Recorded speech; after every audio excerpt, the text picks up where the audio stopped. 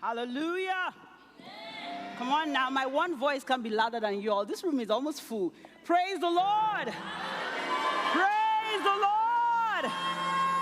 Amen. My name is A.K. Omotayo. I am co-pastor at NCH, and it is an honor to stand before you this morning. Amen. I'd like to welcome everyone who's here. God bless you. I'd like to welcome everyone who's online, who's listening online as well. And I just want to say, if you're here in person this morning and you're new or you haven't officially met me, I don't know your name, please stop by the welcome desk or in the lobby right out after service. And I would love to just say hello, to chat with you. I'll be wearing my mask, if that would make you more comfortable. But I'd love to get to know you, meet you, find out your name. Amen. Amen. This morning, I just kind of woke up excited. I woke up grateful. Did you have those mornings where you wake up and you just look at your life and you just think about how far God has brought you and you're just grateful? And then I walk in here and the choir begins to sing, and honestly, they were in the spirit. Every song was just speaking to me, amen? And then when they sang that song, "Let the sound of rejoicing fill the house," I could literally see the yokes that are over people being broken. I could literally see God doing a new thing in lives, in your families, in your marriages, with your children, in your careers. And I heard the voice of the Lord say, "Let the sound of rejoicing fill this house," amen? So I want you to stand up on your feet and just for a moment, imagine that everything you've ever asked God for in the history of your life came to pass this morning. Imagine how you would rejoice. Imagine how you would shout. Imagine how you would bless God. Imagine how you would dance. Oh my God. Imagine that your immigration papers came through today. Lift up your voice and let the sound of rejoicing fill this place. Hallelujah. Hallelujah. Amen. Amen. Amen. This is just a warm-up because I know that for some of you, if that exam that you've been failing, if you passed it today, I know that some of you, if your immigration came through and you saw that green card, or you had that American passport, it's blue, right? If you had that passport, for some of you, if that baby, you went home now and that pregnancy test was positive, some of you, if you went home now and you stopped by for brunch and you met the man or the woman of your dreams, this is not how you will be praising God. So let the sound of rejoicing fill this house. Hallelujah. Amen. Amen. You may be seated. Hallelujah. Amen. Praise God. One of the things that I thank God for this morning was this church. I love this church. I love the people. I love the vibe. And most of all, I love the word that comes out of this pulpit in this church. This year especially, PF and Pastor Shegs have been serving it to us hot. Amen? But one of the things that came to my mind is that it's not just our mandate as a church to preach the word, to teach the word, to let people hear it, to receive it. One of the most important things is that word transforms your life. Amen? If your life is not being transformed, your life is not changing, then there's a problem. So that's what we're going to talk about this morning. Hallelujah. Don't be one of those people that, if somebody asks you, "How was church today?" "Oh my God, it was great. It was powerful. It was wonderful." "How was the sermon?" "It was fantastic. PF preached the word this morning." How about your life? Amen? How about your life? Is it transforming? So this morning, I want us to start just with a quick word of prayer. Amen. Father, we thank you and we bless you. Lord, I just ask that this morning, as the word comes forth, oh God, that, Lord, it will come forth with power, the power to transform. Every obstacle, every hindrance to transformation, Father, I ask in the name of Jesus that you destroy and remove from us. Hallelujah. Amen. Turn to your neighbor and say, "Get ready, get ready, get ready." Come on now, get ready, get ready, get ready. Hallelujah. We're going to start with a bar chart. If you can help me put that up on the screen. We're going to start with some statistics, amen? Now, studies have shown that about 46%, I'm a teacher, that's kind of my thing. Just a quick aside, if we had stayed in Nigeria, my plan had been actually to go into teaching, like lecturing in the college. So I'm using you guys as my practice. Amen. Anyways, it was discovered that about 46% of Americans make New Year resolutions every year. Hallelujah. But then, so let's start from 100% of that 46%. In 1 week, only 75% are still on track. 1/4 have dropped off. 2 weeks later, it's down to 71%. A month later, so by end of January, only 64%, that's less than 2/3, are still on track. Amen? 6 months later, 46%, that's less than 50% of the people that started out with New Year resolutions are still on track. And by December, only a measly 9%. Come on now, 9%. And so I started to think, what is the difference between those who are successful and those who are not? And it's very simple. Those who are successful, they take stock. They check themselves, they put landmarks, and they check themselves along the way. It's not how you start. It's about how you finish. If 100% start and only 9% are left at the end of the year, it's a terrible report. Hallelujah. So this Sunday being the first Sunday of the last month of the first quarter. Did you get that?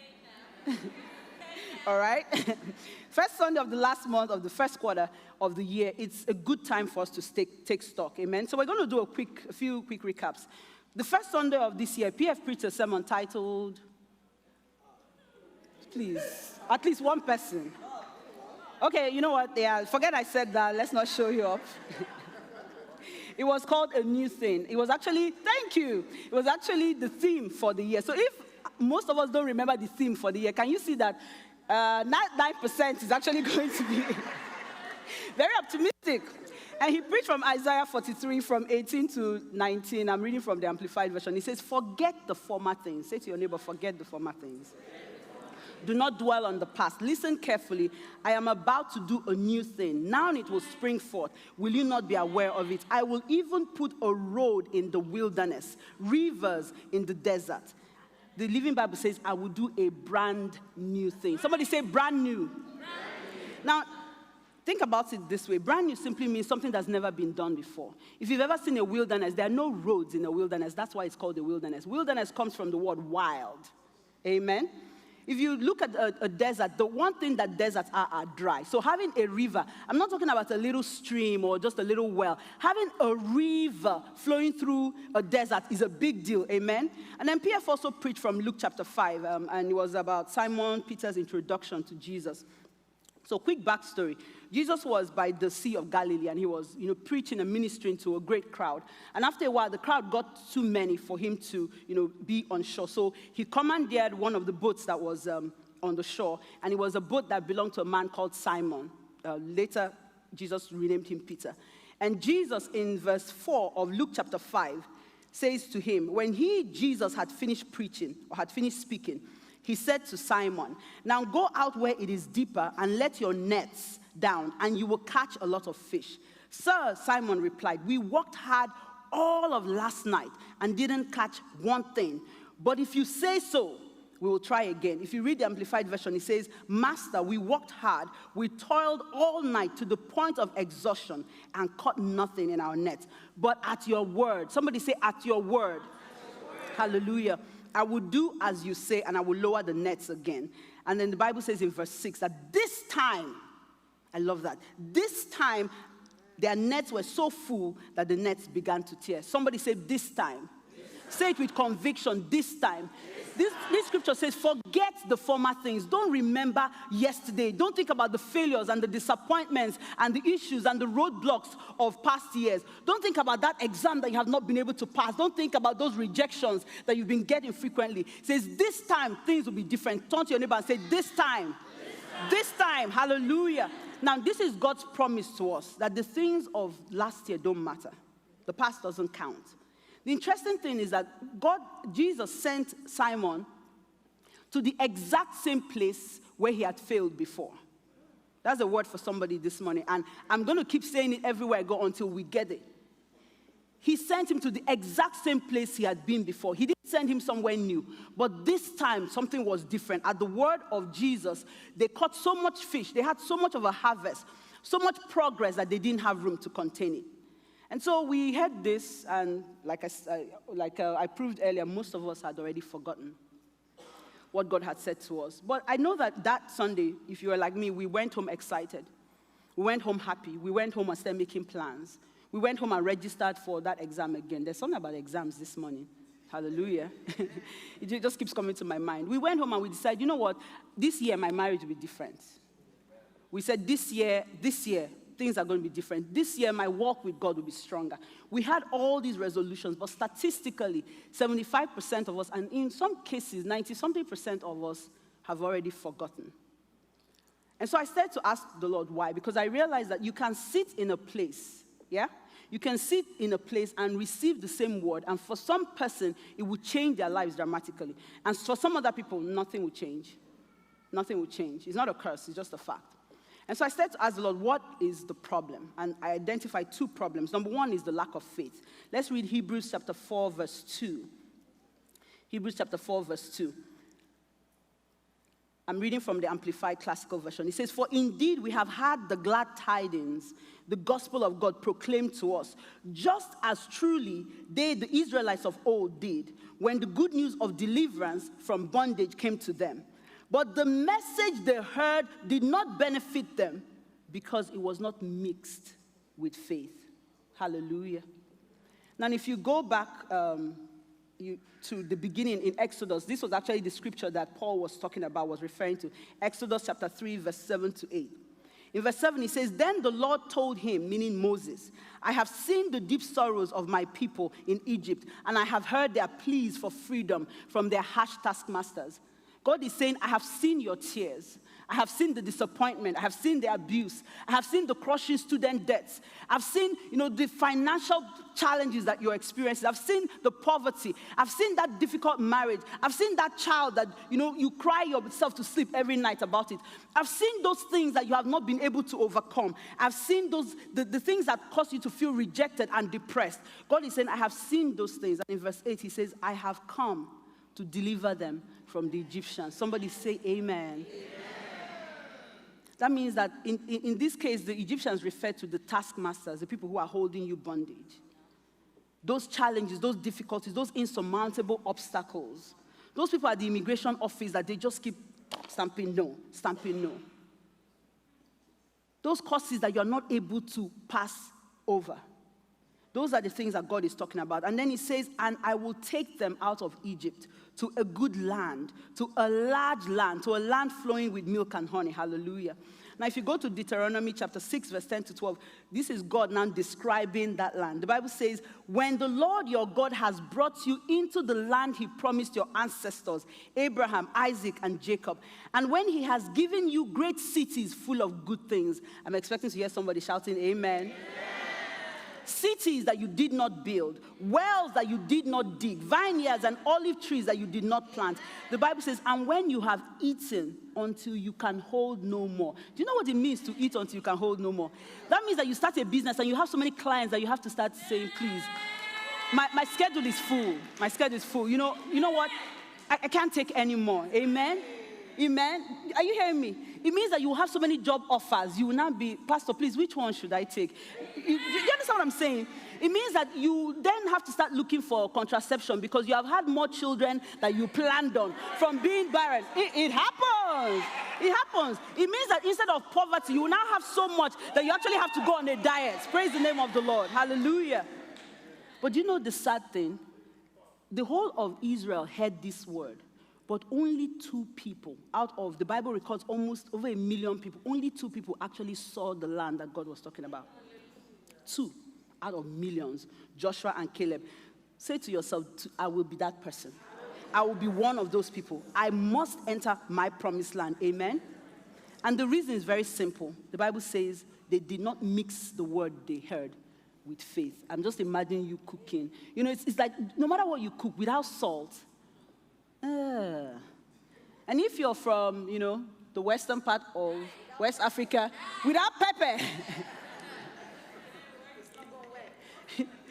like, I'm telling you, like, PF's, his first thing, babe, what are you going to eat? This, but can you have pepper? It's like a standard, amen? The second thing is, the second problem I identified is that a lot of us are trying to put new wine in old wineskins. Amen? We're going to read a scripture from Matthew chapter 9, but I'm just going to give you some background because of time. See, Jesus had been causing trouble. Like in that one chapter, Jesus had been a problem for the children of Israel back then, for the religious leaders, for the church in his time, for the Pharisees, the Sadducees, the chief priests. He had been a problem. First of all, The first thing he did was he met this paralyzed guy and goes ahead to say to the guy, your sins have been forgiven. Now, that's blasphemy where they come from, because only God, as far as they were concerned, could forgive sins. So rule number one, he broke it. And then to make matters worse, to add insult upon injury, he then went ahead and said, is that a problem for you? Don't worry. And he went ahead and healed the guy. Okay? So they're still trying to wrap their minds around it. And then Jesus meets Matthew. The Bible says he was a tax collector. Tax collectors in those days were like that Tinder swindler guy. No, like they were criminals, con men. Everybody hated them, yeah? And Jesus decided to hang out with him. Now, as if that wasn't bad enough, the Bible says that when he went to have dinner with Matthew, that there were a multitude of many sinners and swindlers at Matthew's house. I mean, those were his boys. You know, if you're doing, remember Hush Puppy? Yeah. So just imagine Jesus going to dinner at Hush Puppy's house with all of his gang. Amen? Okay, so these guys, by this time, they're upset. But to add the final cap, they realized that Jesus' disciples didn't fast as much as everyone else. So they took it up with Jesus. They confronted him. Now listen to his reply. In Matthew chapter 9, verse 17, Jesus says to them, and who would use old wineskins to store new wine? For the old skins would burst with the pressure, and the wine would be spilled, and the skins ruined. Only new wineskins are used to store new wine. That way both are preserved. Hallelujah. Now, a lot of the time in the Bible, wine usually refers to the Holy Spirit, all right? And wineskins are simply a vessel or a receptacle, like a container, if you will. Now, for a lot of us, if you read through Scripture, you find that a lot of the time when he's talking about the vessel, God is talking about you. He's talking about your heart. He's talking about your mind, your soul, and your spirit. So what this Scripture is saying is that nobody puts nobody puts new wine in old wineskins. Now, old wine is the old way of doing things, the traditions of men, you know, the old laws, the rules and the regulations, the thou shalt and thou shalt not. You know those? Yeah, just try the Leviticus, Numbers. There are a lot of thou shalt and thou shalt not. Now, old wine is stale. Old wine is not going anywhere. Old wine is like, if you are Anglican, remember those, as it was in the beginning, is now, and ever shall be, world without end, amen. The only person who does not change is God. Everything else is subject and must change. Did you hear that? Yes. The only person who is the same yesterday and tomorrow and forever is God. Hallelujah. Now, old wineskins, we're talking about skins now, are religious minds. Minds that are locked on, that's how we've always done it. Minds that are closed off. Minds that have no gift. They're not elastic. They have no room for more. They have no room for anything new. They're strongholds of opinions. You know, there's some people that you open the Bible and you'll be showing them like, this is Jesus. It's written in red. Jesus himself said it. And they'll still be arguing with you. Because it's messing with their theology and they can't give it up. But the Bible says that God is doing what? A new thing. If we come back in 2 months and you all don't remember that the theme for this year is a new thing, I'm going to have a problem with everybody, amen? Because I'm going to keep saying it. God is doing a new thing. Now, new wine refers to the new revelation from the Holy Spirit. New wine is simply the new move of the Spirit. Now, the reason why you can't put new wine in old wineskins is, remember we said old wineskins don't stretch. They're not elastic. They're closed off.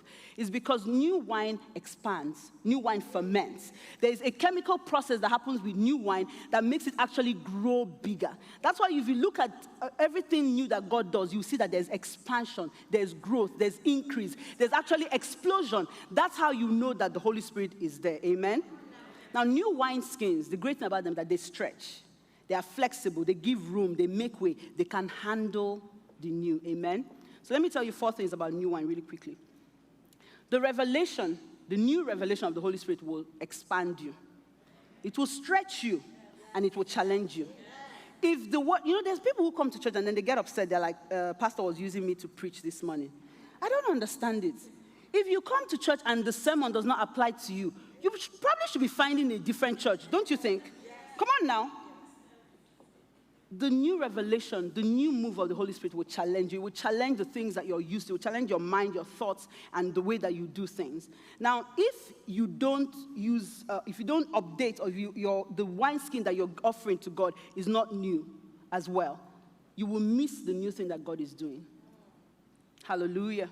New wine will cause cracks in the religious. The people, and that's why the saddest thing is that sometimes the people who've been Christians the longest are usually the people that struggle the most when God is doing something new. It was working yesterday, but it's not working today. Hallelujah. I don't get that. It's not working today.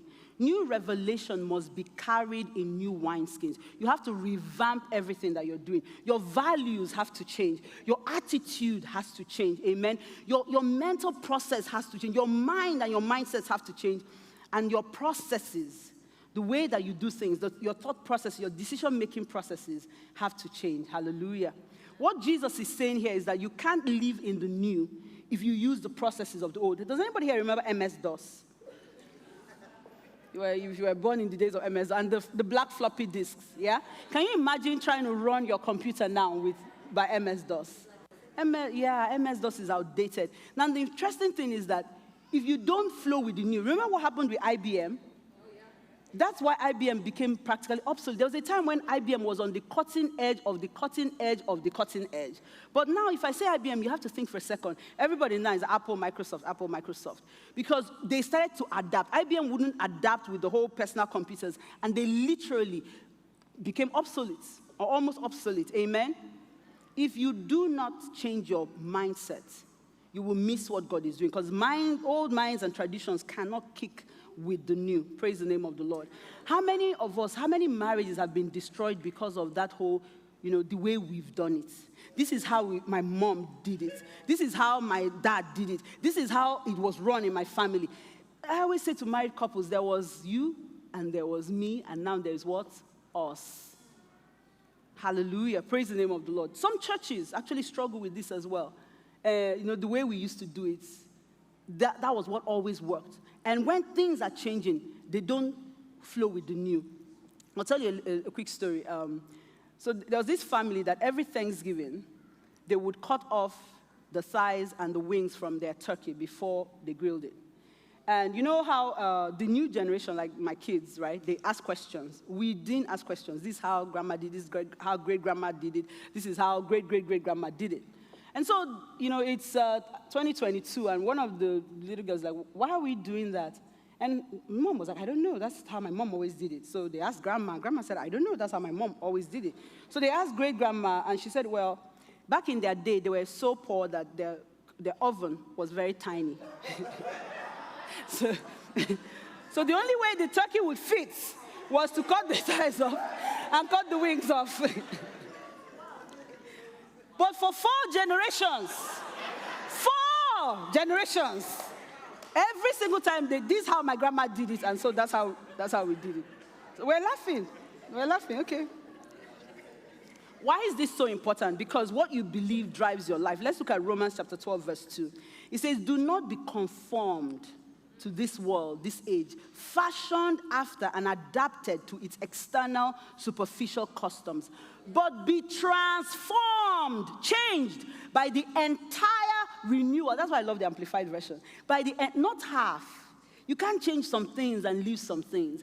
By the entire renewal of your mind, by its new ideals and its new attitudes, so that you may prove for yourselves. That is how you confirm. People will be like, is God speaking to me? I don't know if it's God. I don't know if I'm hearing from God. This is how you prove for yourselves what is good and acceptable and the perfect will of God. Even the thing which is good and acceptable and perfect in His sight for you. The Lord is calling us to tear up faulty foundations, to discard old ideas. Yeah. See, one of the things I keep asking people is it working for you? The way that you manage your finances, is it working? Yeah? The way that you conduct your relationships, is it working? The way you conduct your marriage, is it working? The way you fight, and when I say fight, I mean argue or have conflicts. The way you process conflict with your spouse, is it working? If you're a yeller and the yelling hasn't produced good results, you might want to turn the volume down. If you're the kind that when they upset you, you don't speak to anybody for 1 week and your marriage is on the verge of crashing, do you want to maybe try and reduce it to 3 days? It's progress. It's progress. Hallelujah. Listen. The biggest obstacle that you will ever face in your life is where? Your mind. You are your own problem. I'm my own problem. I know. The toughest battle you will ever fight is here. The fiercest one. The fiercest one. The most important war you will fight in your life as a Christian is where? It's in your mind. Hallelujah. This scripture says renew your mind. That means retrain your mind. Always check whatever you believe and what your processes can't be MS-DOS anymore. You have to update it. Begin to use the word of God to mirror everything that you're doing in your life. If it doesn't match up, do what? Discard it. Because at the end of the day, remember, 2 people out of over 1 million saw the promised land. If there are only 2, I must be number 2. PF will be number 1. I'm greedy like that. 2 Corinthians chapter 10, verse 3 to 5. It says, you are human. We are human, but we do not wage war as humans do. We use God's mighty weapons, not worldly weapons. See, worldly weapons, when it comes to, I don't know why I just have a burden for marriages this morning. Worldly weapons means, I will give them a piece of my mind. I will let you know how I feel. For some of us, the way we feel is literally what is destroying our lives. This scripture says we use God's mighty weapons, not worldly weapons, to knock down the strongholds of human reasoning and to destroy false arguments. We destroy every proud obstacle that keeps people from knowing God. We capture those rebellious thoughts and we teach them to obey Christ. Come on now. You have to start to capture your thoughts and teach your thoughts and your processes and your mindsets to obey Christ. If it's not according to the word, if it doesn't line up, I'm telling you, discard it. Amen? Wrong mindsets on things. You know, a lot of us pray for miracles, but the first miracle that we need is actually our minds need to change. The way we think, the way we do things, that's the first thing that needs to change. Because the Bible says that as a man thinketh in his heart, so he is. You are what you think. That's just the simple version of it. You are what you think. Praise the name of the Lord. I hope I'm challenging somebody this morning. God is doing a new thing. Behold, he is doing a new thing. It is time for you to be audacious in your faith. It's time for you to start, when you read something, when someone is preaching, go home and start to practice it. Let your life mirror what you're hearing. Let your life mirror what the word says. Amen? It's time to take stock and look around you. Are you mixing the things that you are hearing with faith? That's number one. And to help you, this past few Sundays, we did a whole series. I think it was like 3 or 4 weeks on faith. Please go back and listen to those sermons again. It always shocks me when people say, oh, I've heard that before. Yeah, but are you applying it? Has that caused some transformation in your life? If you haven't, then you need to. You see, when you're studying for an exam, right, and you're trying to do, say, quadratic equations, if you keep getting the wrong answers, what does that mean? You need a refresher course. You need to go back and study it. Amen? Nothing will change in your life until you change something. I'll say that again. Nothing will change in your life. Remember Newton's first law of motion? An object at rest will continue, or at rest or in motion will continue in exactly the same process. Nothing will change unless an external force, which is the word of God, is applied to it. Praise the name of the Lord. Hallelujah. God is doing something new. And let me tell you something. He's starting a lot of it in the smaller groups. See, this church, this big congregation, online and in church, is fantastic. There's something special about corporate anointing. That's what it's called. When the believers gather together, yeah, there's something that happens. But there's something that God is doing in the smaller spaces that you don't want to miss. This year alone, just the past couple of months, everything. I was with Spaces on Friday. You know when they say raw worship, spontaneous worship. It reminded me of when I first got born again, and we would have these prayer meetings or these worship sessions, and prophecies would be coming forth. People would be speaking in tongues, and somebody else would be interpreting. Healing, miracles, lives were changing. People would get up and literally not be the same. God is doing something in the small groups. Ladies Alive yesterday, we broke down the word. We encouraged each other. People are doing incredible things from the little that they're hearing. Not to talk of synergy. Synergy is one thing that I feel like is God's example of, when I said earlier that you have to go back to some things that you've tried before, because this time, we've tried to do this synergy fellowship the way we're doing it now, and it just didn't click. But this time, at his word, listen, when we were putting this together, I struggled because I kept saying to God, but we've tried it before. But we've done it before. And God was like, this time. And if you were at that synergy event, honestly, the Holy Spirit just took over. If you're sitting here or you're online and you're married and you're a member of this church, or you have friends that are married that are struggling, and you're not a member of the synergy fellowship, you're not attending Pillow Talk, you're missing out. You're missing out. Hallelujah. Genesis, our ministry to people who are trying to conceive or who have just had babies. Genesis is doing incredible things. So much power, so much anointing, so much potential. You need to start to join the small groups. Don't just come to church on Sunday. It's special, but sign up for all these little things that apply to you. Praise the name of the Lord. Rock Institute, see, I was talking earlier about how you have to update your systems. So even the church itself is updating its systems. So we used to have the Rock Institute, and we did, growth track. Now we're leveling up. Amen? So we have something called the 3B series. I believe it's starting March. See me, I'm back in January. March 26th. We're launching level 100. I think you may have heard that in the announcement. See, I want to say to you, run, don't walk. Run and go and register. It's at newchdallas.com/how-to-belong. There are hyphens within how to belong. Sign up for those things. Attend. God is doing something special in the small groups. Hallelujah. But I want to tell you this morning that all of these things that I'm talking about, the most important change, the most important mindset change, the most important decision change that has to happen is for you to, first of all, surrender your life to the Lord Jesus. That's step one.